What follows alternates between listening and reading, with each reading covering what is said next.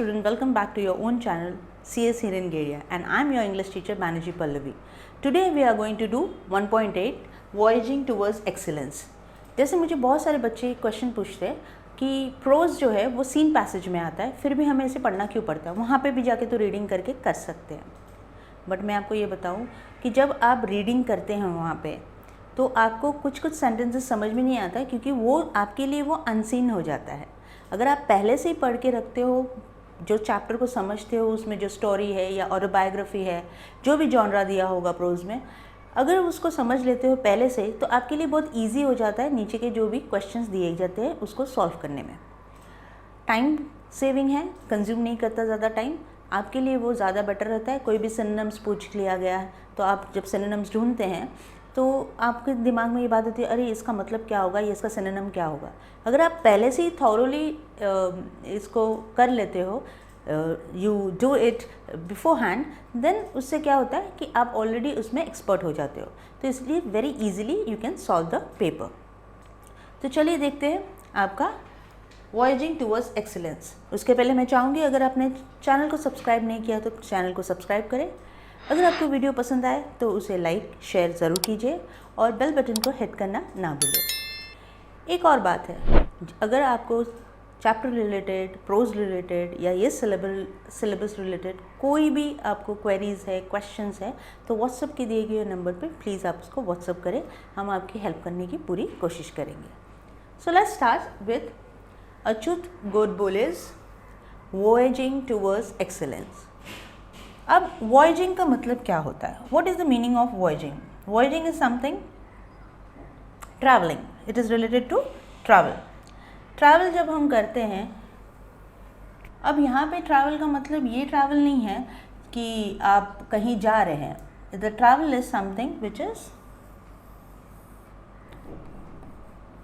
Is related to your life travel also.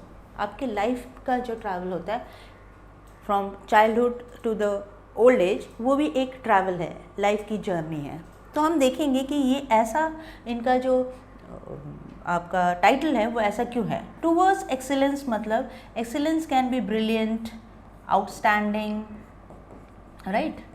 Brilliant भी बोल सकते, एक्सेप्शनल भी बोल सकते, आउटस्टैंडिंग भी बोल सकते, डिस्टिंक्शन भी बोल सकते हैं. आप इसको बोल सकते हैं. यानी ट्रैवल आपका towards outstanding, doing something which is excellent, mind blowing, या आप हिंदी में बोल सकते हैं लाजवाब.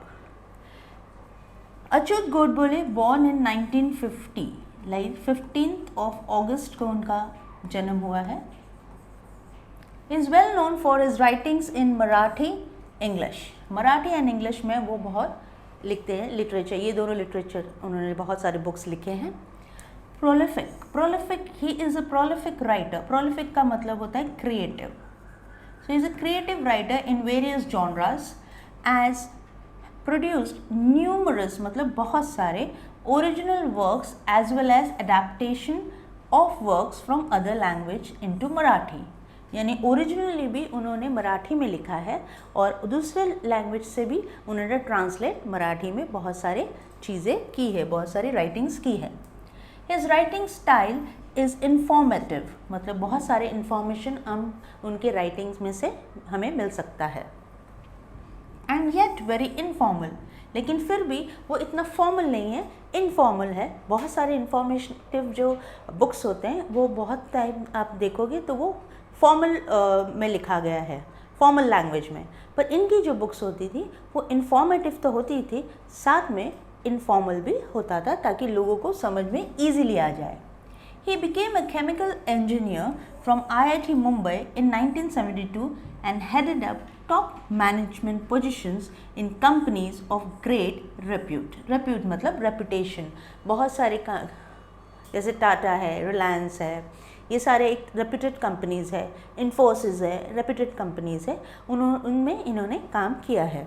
तो तब के ज़माने में जो रेप्यूटेड कंपनीज़ थे उसमें उन्होंने काम किया है. ये आगे आप चैप्टर में पढ़ेंगे. दिस ऑटोबायोग्राफिकल स्केच मतलब सेल्फ स्केच, सेल्फ स्टोरी, आप सेल्फ स्टोरी बोल सकते हैं इसको. पेंड मतलब लिखा गया है बाय अच्युत गोडबोले. डेपिक्स मतलब दर्शाना उनके लाइफ के बारे में. His journey from a middle class school boy to a famous writer. यानी जैसे मैंने कहा वॉयजिंग टूवर्ड्स एक्सीलेंस, उसी तरह इनका एक मिडिल क्लास फैमिली में बॉर्न हुआ था। उनका बॉर्न मिडिल क्लास फैमिली में हुआ और वो फेमस राइटर हो गए। Okay, he was a successful general manager, जो GM बोलते हैं हम, general manager of Patni Computer. Patni Computer Systems आज के तारीख में उनको आईगेट बोला जाता है, iGate. Patni Computer now you know as, it is known as iGate. He headed many other reputed companies and later became a famous writer. The present writer discusses his quest यानी कोई चीज़ की जिज्ञासा, thirst for excellence, how he developed a thirst। यहाँ पे thirst का मतलब है desire for knowledge, मतलब knowledge के लिए उनकी जो भूख थी वो कितनी ज़्यादा थी और कितना उनको इंटरेस्ट था knowledge gather करने का। He discusses at a length मतलब एकदम deeply, in detail बोल सकते हैं आप, at a length को in detail भी बोल सकते हैं आप। Ingredients, essentials of success and the ways to achieve it। तो वो बताते हैं कि अगर आपको एक सक्सेसफुल इंसान बनना है तो क्या क्या चीज़ें आपको उसे लगती है, जैसे उसमें आप डालते हो या उसमें आप अपने आप को ऐसे बनाते हो ताकि आप सक्सेसफुल हो जाए। जैसे कि अगर आपको कोई भी सब्जेक्ट में अच्छा मार्क्स लाना है तो सबसे ज़्यादा इम्पॉर्टेंट क्या है, ले लेते हैं हम इंग्लिश के लिए आपको अगर अच्छा मार्क्स लाना है तो सबसे इम्पॉर्टेंट है आपकी रीडिंग हैबिट्स अच्छी होनी चाहिए, आपका राइटिंग स्किल्स बहुत अच्छा होना चाहिए, आपकी वोकैब्स अच्छी होनी चाहिए। तो उसके लिए आप क्या करोगे, सिर्फ बैठे रहने से तो नहीं होगा, you have to work hard on it, read books, take the synonyms, look at the dictionary, find out some new meanings, write essays, write poems, अपने आप को थोड़ा क्रिएटिव बनाते हैं। उससे क्या होता है, आपका जो लैंग्वेज है वो एनहांस होता है, आपका जो स्किल है वो भी बहुत अच्छे से आप you can make your writing skills a very creative and present it very nicely, जिससे आपका स्कोर भी अच्छा हो जाता है। लेट्स सी आगे क्या होता है। Voyaging towards excellence, now let's, as I said कि वॉयजिंग टूवर्ड्स एक्सीलेंस का मतलब, वॉयजिंग का मतलब होता है ट्रैवल और एक्सीलेंस मतलब आउटस्टैंडिंग, लाजवाब। I had a very simple upbringing मतलब उनकी जो चाइल्डहुड थी वो बहुत ही ज़्यादा सिंपल रही है। अपब्रिंगिंग यानी परवरिश। We were a lower middle class family, तो वो बिलोंग करते थे लोअर मिडिल क्लास फैमिली को। Our 300 square feet house did not even have basic amenities such as a fan, a refrigerator, a geyser, a dining table or a gas stove, leave alone an air conditioner or a car। इसका मतलब है उनके पास जो जहाँ वो रहते थे वो खाली 300 मीटर्स का ही था, 300 मीटर्स स्क्वायर फीट के जो घर में, उन घर में बेसिक नीड्स भी नहीं थे। जैसे ये सारी चीज़ें, आज आप फ़ैन के बगैर रह नहीं सकते हो, फ्रिज के बगैर रह नहीं सकते हो, बट उनके पास ये सारी चीज़ें तो बिल्कुल नहीं थी। आप तो छोड़ दो, एयर कंडीशनर और कार तो बात ही छोड़ दो, यही सारी चीज़ें नहीं थी उनके पास, बेसिक जो चीज़ें चाहिए रहती है।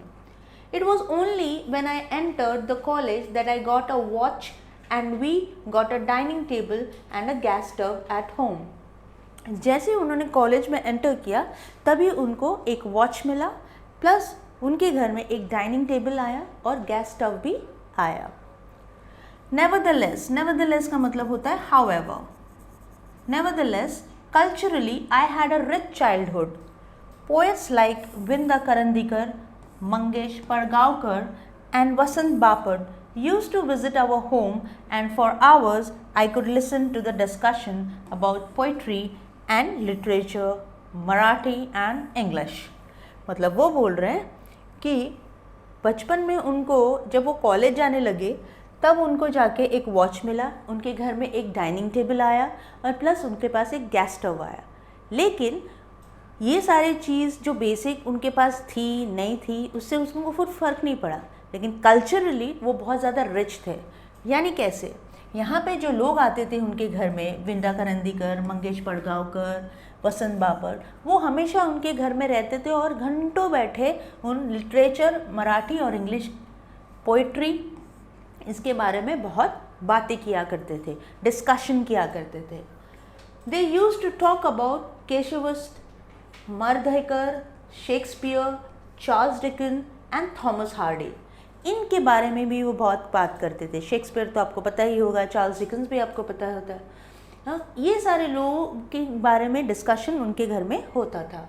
आई did not fully understand that discussion in depth. उन्हें इन डेप्थ तो कुछ समझ में नहीं आता था, क्योंकि जस्ट एंटर किया था उन्होंने कॉलेज, तो उन्हें समझ में नहीं आता था। लेकिन but I was immensely impress, immensely मतलब deeply, immensely is deeply impressed.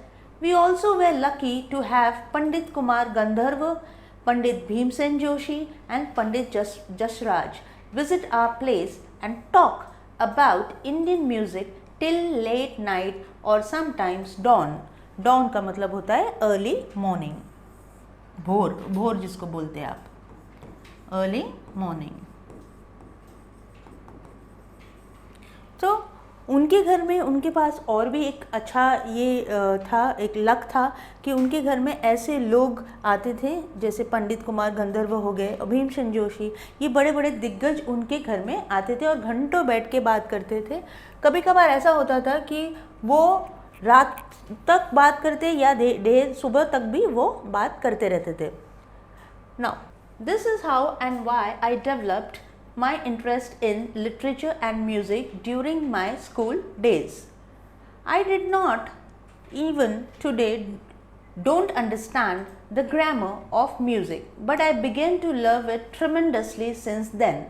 अब वो बोल रहे हैं कि इतने सारे लोग आते थे, म्यूज़िक के बारे में, पोइट्री के बारे में, लिटरेचर के बारे में बात करते थे। भले ही मुझे बहुत इंटरेस्ट होता था और मुझे बहुत मज़ा आता था, लेकिन मुझे उसका ABCD तक नहीं आता था, क्यों मुझे वो पता ही नहीं। जैसे बोलते हैं ना, हमको इंग्लिश आती है पर हमको ग्रामर नहीं आती। अरे मैं इंग्लिश कैसे बोलूँगा, मुझे तो इंग्लिश की ग्रामर तक नहीं आती। या मैं फ्रेंच कैसे बोलूँगा, मुझे तो फ्रेंच की ग्रामर तक नहीं आती। उसी तरह उसको अच्छा तो लगता था सुनने में और इंटरेस्ट भी बहुत था, लेकिन ट्रेमेंडसली यानी deeply interest, to a very great interest. Okay, tremendously का मतलब होता है डीप या ग्रेट इंटरेस्ट। ग्रेट ज़्यादा अच्छा होगा यहाँ पर, इंग्लिश के वर्ड्स के मीनिंग चेंज हो जाते हैं कभी कभार सेंटेंस के हिसाब से। सो उनको ग्रेट इंटरेस्ट था तब से, जब से वो छोटे थे तब से, क्योंकि ऐसे लोग उनके इर्द गिर्द रहते थे और ऐसे सारे डिस्कशन उनमें होता था। भले उनको म्यूज़िक की ग्रामर नहीं पता थी, लेकिन उनको म्यूज़िक और लिटरेचर बहुत पसंद था। Most of the times the topics of discussion at our home were about music, literature, paintings, sculptures, etc. I could listen to the discussion about Van Gogh. अभी वैन गाओ जो है वो डच पेंटर है। Van गाओ जो है वो एक डच पेंटर है। ओके, देखते हैं हम आगे। Mozart and Michael Angelo. Mozart एक म्यूजिशियन थे, ऑस्ट्रियन म्यूजिशियन, म्यूज़िक कंपोज़र बोल सकती हैं आप। और जो माइकल एंजेलो तो आपको पता है वो इटालियन स्कल्पचर है। It was famous because of such मिलियो। मिलियो इज योर एनवायरमेंट, यहाँ पे आपको दिया हुआ है सेटिंग और social environment around me that I had firm belief which I still hold that all arts are equally, if not more, important in our lives than science or technology. वो कहते हैं कि आर्ट्स भी equally important है और arts में सब कुछ आ जाता है। म्यूज़िक आ जाता है, ड्रामा आ जाता है, लिटरेचर आ जाता है, क्रिएटिविटी आ जाता है, डांस आ जाता है, सॉन्ग्स आ जाते हैं। तो वो इक्वली इम्पॉर्टेंट है, साइंस भी जैसे इम्पॉर्टेंट है, टेक्नोलॉजी जैसे इम्पॉर्टेंट है। जैसे यानी आपका सर्टिफिकेट ग्रेजुएट होना जितना इम्पॉर्टेंट है, उतना इम्पॉर्टेंट आर्ट्स भी है। I had learned from my childhood that money does not mean everything in life. It is necessary, but if at all there is something which enriches, enriches का मतलब enhances, enriches का मतलब होता है enhances our lives and puts meaning to our existence. It is the arts, music and literature. वो कहते हैं कि पैसा इम्पॉर्टेंट नहीं है, इतना इम्पॉर्टेंट नहीं है जितना कि इम्पॉर्टेंट आपका आर्ट्स, म्यूज़िक एंड लिटरेचर है। अब क्यों बता रहे हैं वो आर्ट, म्यूज़िक और लिटरेचर इम्पॉर्टेंट है? There is a reason. वो कहते हैं कि सिर्फ पैसे से सब कुछ नहीं होता। आपके पास अगर कोई टैलेंट है, आप उसको, क्रिएटिविटी है आपके अंदर, जो स्किल है आपके अंदर, उसे अगर आप एनहेंस करते हो तो वो ज़्यादा इम्पॉर्टेंट है ना। How it is important? This is not to say that I did not like science और मैथमेटिक्स। इसका मतलब ये नहीं कि उनको साइंस और मैथमेटिक्स पसंद नहीं था। In fact I loved this subjects. In fact उनको ये दो सब्जेक्ट्स बहुत ज़्यादा पसंद था। However, I did not study them only for scoring maximum marks. In the examination, I used to study these subjects or any subject for that matter for its inherent. Inherent मतलब उसकी presence, okay? Inherent lineage, beauty. Inbuilt भी बोल सकते हैं आप, को inbuilt बोलते हैं, या natural भी बोल सकते हैं आप उसको। Natural. Inherent is natural also. You can write here. I'll write it for you here. Okay. Beauty. वो कह रहे हैं कि ये subjects जो है वो इसलिए study math subjects or any subject for matter of its natural, okay, natural beauty. I found Newton's law of motion beautiful and Pythagorean theorem elegant. So बहुत खूबसूरत और elegant. Now elegant का मतलब graceful, okay, या stylish. I loved solving problems of physics and mathematics of the 9th standard when I was in the 7th. जब मैं 7th standard में था तो मुझे 9th स्टैंडर्ड के प्रॉब्लम सॉल्व करना बहुत पसंद था और मैं ये करता भी था। अब वो मतलब उनमें इतना टैलेंट था, नॉट टू शो ऑफ। वो बोले शो ऑफ करने के लिए नहीं, क्योंकि उनको क्या था, but just because use to get involve in solving them, क्योंकि उसको इनको इतना पसंद था मैथमेटिक्स कि वो सॉल्व करते करते वो 9th स्टैंडर्ड का भी प्रॉब्लम्स वो सॉल्व करने लगे, क्योंकि उनको उससे प्यार था, वो सब्जेक्ट से प्यार था। जब आपको कोई सब्जेक्ट से प्यार होता है, इंटरेस्ट ऑटोमेटिकली जाग जाता है। तो इंटरेस्ट आने के लिए आपको कोई चीज़ पे प्यार होना ज़रूरी है। I use to love problem solving and used to enjoy finding out the most elegant method of solving them.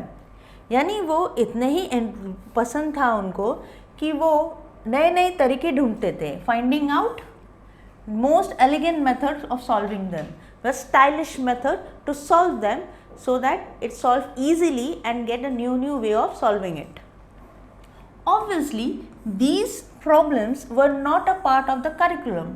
Curriculum मतलब सिलेबस, यहाँ पे करिकुलम को आप क्या बोलोगे, सिलेबस भी बोल सकते हैं।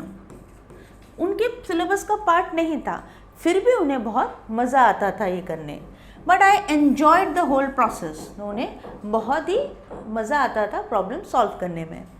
This attitude of looking beyond marks और examination and to seek joy in solving any challenging problem helped me to develop a problem solving attitude which came handy when I appeared for my IIT entrance JEE, that JEE बोलते हैं जिसको।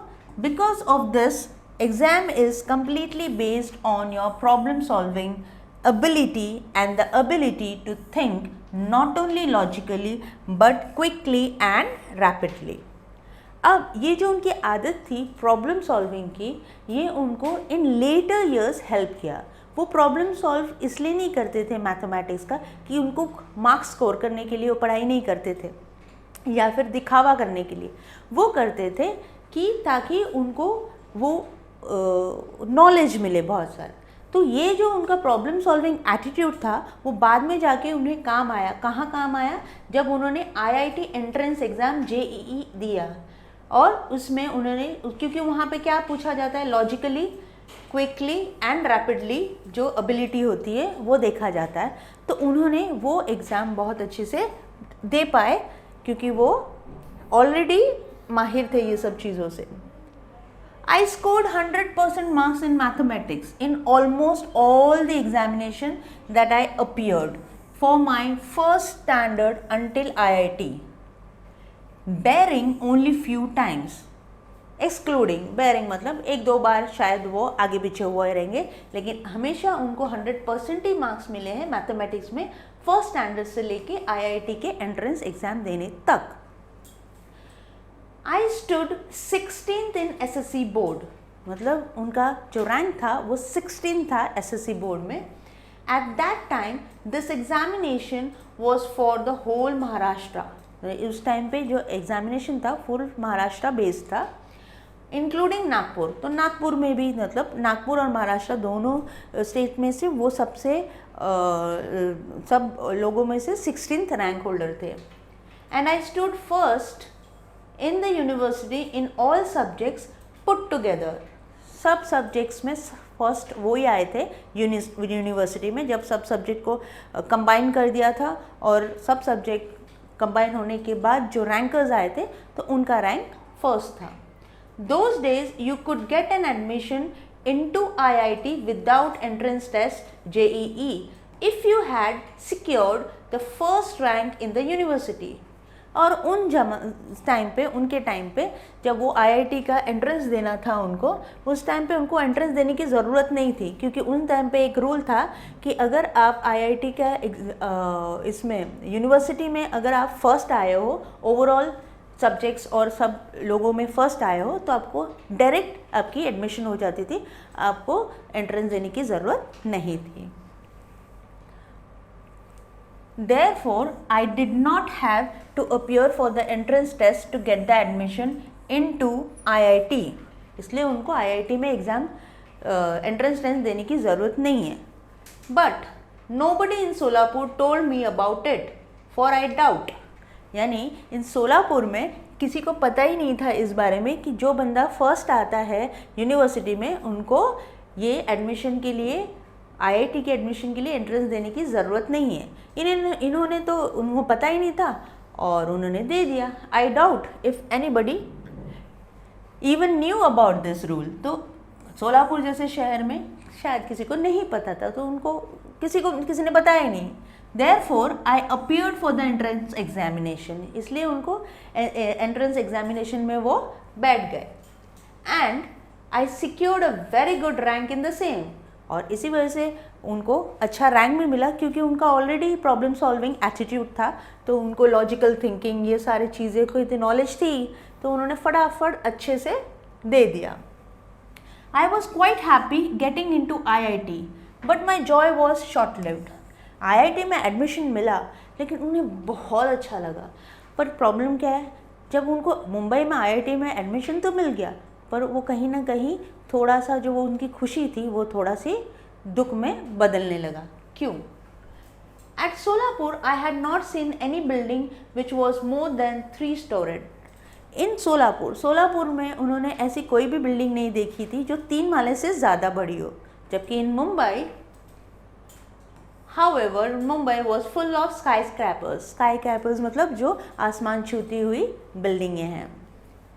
At IIT, most of the students and professors used to converse यानी बात करना, communicate in English, whereas my English was very poor.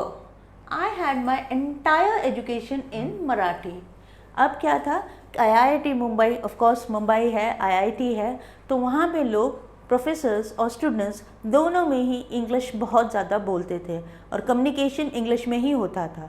जबकि author है, उनका जो स्टडीज़ था, एजुकेशन था, वो टोटली मराठी मीडियम में से था, तो उनकी जो इंग्लिश की लेवल थी वो थोड़ी पुअर थी. My spoken English was quite pathetic. तो उनकी जो स्पोकन इंग्लिश थी वो भी बहुत पैथेटिक थी.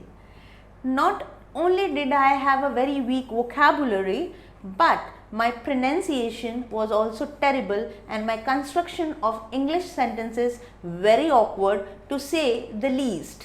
उन्होंने कहा कि मेरी जो फॉर्मेशन ऑफ सेंटेंसेस था वो तो पुअर था, वोकैबुलरी भी पुअर, और मेरी इंग्लिश जो बोलने की जो क्षमता वो भी पैथेटिक, प्लस मेरा जो फॉर्मेशन ऑफ सेंटेंसेस होता था वो इतना पैथेटिक होता था कि मैं बहुत ऑकवर्ड फील करता था जब भी मैं किसी से बात करता था.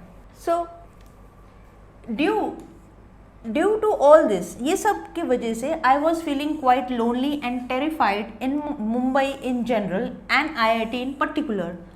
वो बोल रहे थे इसी वजह से मुझे बहुत एंजाइटी, एंशियसनेस और थोड़ा ह्यूमिलेटेड भी लगता था होगा, इंसल्टेड फील होता था, क्योंकि इन जनरल मुंबई में तो उनको लगता ही था, पर आईआईटी में सबसे ज़्यादा उनको बुरा लगता था कि सब लोग प्रोफेसर और स्टूडेंट सब उससे इंग्लिश में ही बात करते थे एक दूसरे से।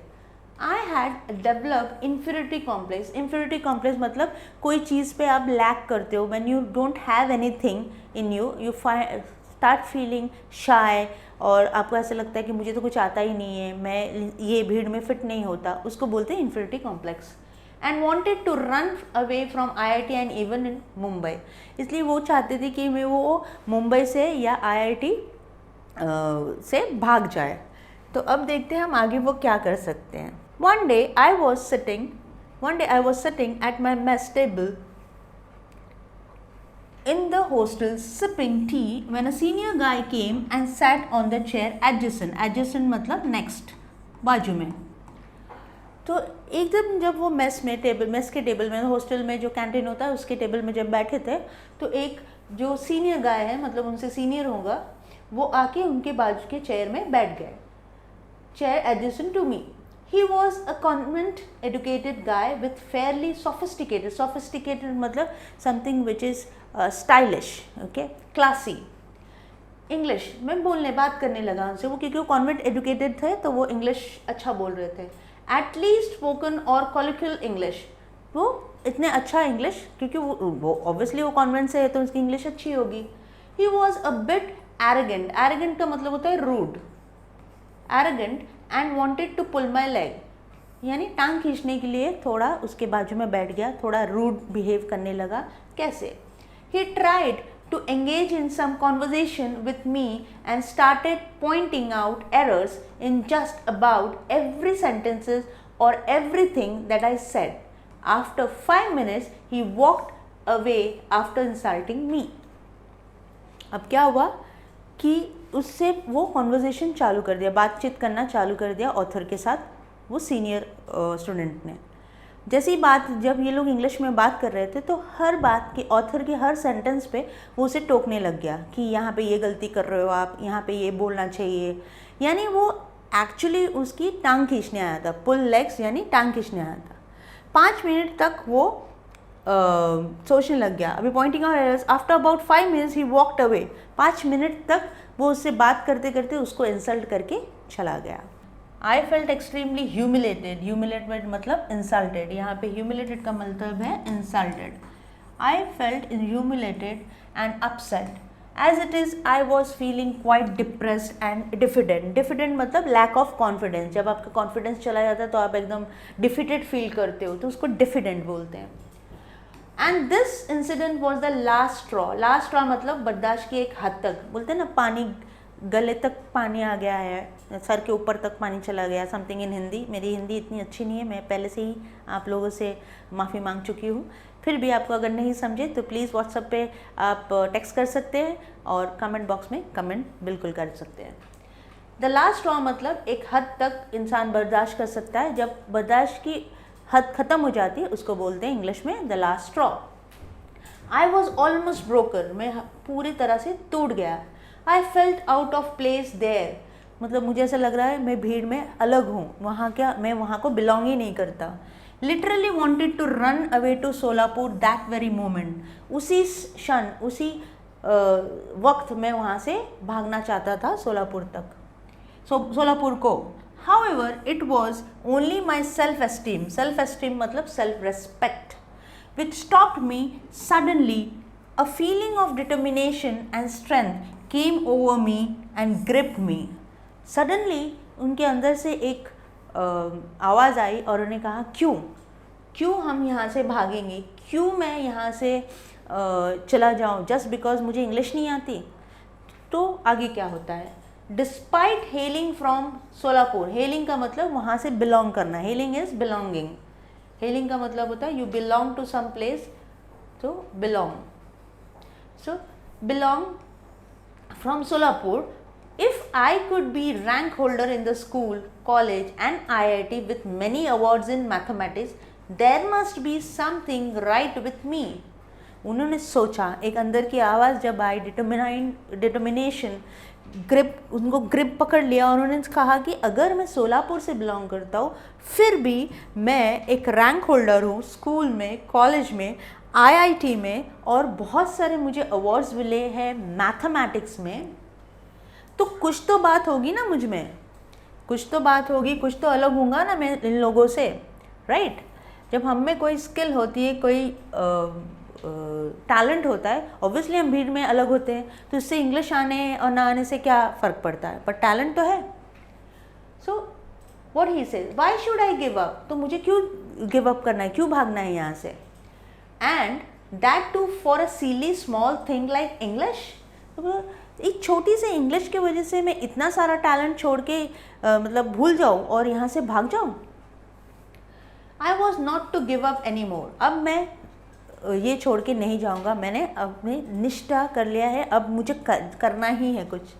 And I was determined to fight back. और उन्होंने सोच लिया कि अब तो मैं लड़ूंगा, लड़ के अपने जो भी मुझ में खामियां हैं उसको मैं ठीक करूँगा। और as I climbed the stairs of my hostel, जैसे ही अपने हॉस्टल्स के सीढ़ियों को चढ़ने लगे वो, my plan was ready in my mind. तो उनके माइंड में वो प्लान रेडी हो गया कि इसके बाद मुझे क्या करना चाहिए।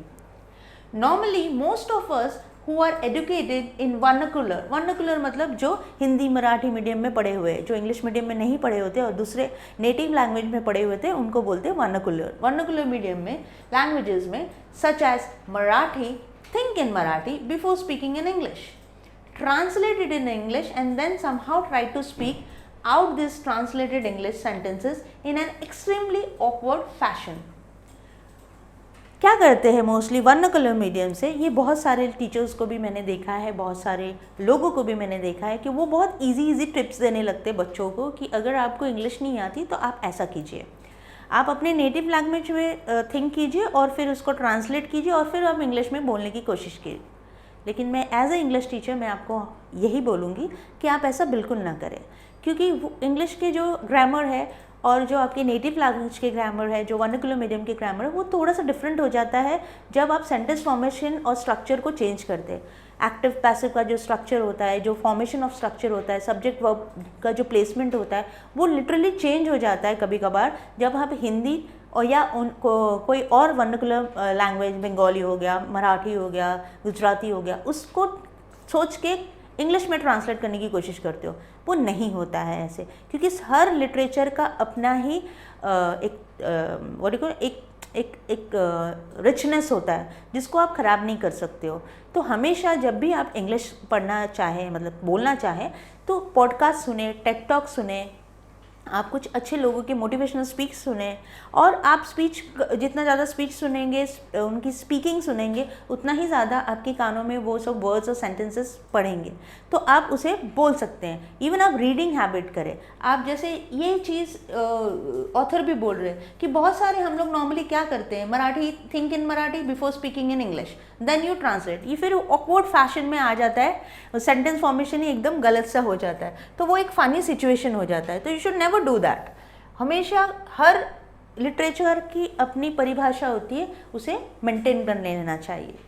Let's see, I had decided that I would do nothing of this sort. तो उन्होंने डिसाइड किया कि मैं ऐसा कुछ नहीं करूँगा, अगर मुझे इंग्लिश बोलना है तो मैं इंग्लिश में ही बोलूँगा, रीड करूँगा, लेकिन मैं ट्रांसलेट नहीं करूँगा अपने native language to. I wanted to achieve excellence, मतलब उनको एक आउटस्टैंडिंग परफॉर्मेंस करना था। This desire to excel in anything that you try to do has been with me since the childhood. ये जो भावना है उनको कुछ कर दिखाने का, ये उनके अंदर बचपन से ही था। Whether I would succeed in this or not, अगर मैं इसमें जीता या सक्सेस हुआ या ना हुआ उससे कोई मतलब नहीं है, लेकिन मैं कोशिश ज़रूर करूँगा। I always set my aims high.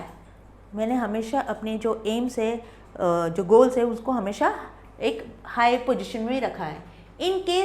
In this case to I wanted to speak excellent, elegant and fluent English. तो उन्होंने क्या कहा कि मैं हर चीज़ में माहिर होना चाहता था, हर चीज़ में अव्वल होना चाहता था, बचपन से ही ये मेरी आदत रही है। तो अब मुझे किस में करना है, इंग्लिश में। मुझे इंग्लिश ऐसे बोलना है, एलिगेंटली, फ्लुएंटली, एक्सीलेंटली, ताकि लोग जब मुझे सुने तो उन्हें अच्छा लगे। The first thing I did was to start reading English newspapers and English novels. तो उन्होंने पहला चीज़ क्या किया? रीडिंग बहुत इंपॉर्टेंट है। कोई भी लैंग्वेज सीखना हो, अगर आज मुझे हिंदी सीखना है तो मुझे भी हिंदी पढ़ना बहुत ज़रूरी है, जो मैं पढ़ती नहीं हूँ पर मुझे करना ज़रूरी है ताकि आपके साथ हिंदी में एक्सप्लेनेशन कर पाऊँ, बात कर पाऊँ। बट द थिंग इज़, मेरा सब्जेक्ट इंग्लिश है तो मुझे इंग्लिश में पढ़ाने में मज़ा ज़्यादा आता है, पर आप लोगों के साथ मुझे हिंदी पढ़ाने में भी बहुत मज़ा आ रहा है। तो आप भी अगर इंग्लिश पढ़ना है और सीखना है फ्लुएंटली तो रीडिंग हैबिट बहुत ज़्यादा इंपॉर्टेंट है। सो चाहे वो मराठी का पेपर हो, हिंदी का पेपर हो, इंग्लिश का पेपर हो, रीडिंग इज़ इम्पॉर्टेंट। तो स्टार्ट रीडिंग, इन्होंने भी स्टार्ट रीडिंग किया, newspaper, English novels. I studied etymology and phonetics and studied the roots of the words and how to pronounce them. उन्होंने इतने सारे चीज़ किए, कैसे प्रोनाउंस करना है, कैसे वर्ड्स फॉर्मेशन करना है, at, a, pronunciation of phonetics, वो भी सीखा उन्होंने। I used to stand in front of the mirror and practice speaking. Mirror के सामने खड़े होकर बात करना बहुत ही good way of making yourself speak और give speech. Realising my mistake, अपने मिस्टेक्स आप खुद ही देख सकते हैं और उसको करेक्ट कर सकते हैं। And correcting them my self, खुद ही करेक्ट कर देते थे। All time and improvising and improving day by day. तो क्या कर रहे थे वो? ये सारे टैक्टिक्स यूज़ करके डे बाय डे अपने आप को इम्प्रूव कर रहे थे। चैप्टर थोड़ा लेंदी है, जो नेक्स्ट आपका हाफ चैप्टर है वो हम करेंगे नेक्स्ट वीडियो में। मैं आपसे मिलती हूँ नेक्स्ट वीडियो में चैप्टर को कंप्लीट करने के लिए। Till then take care, thank you.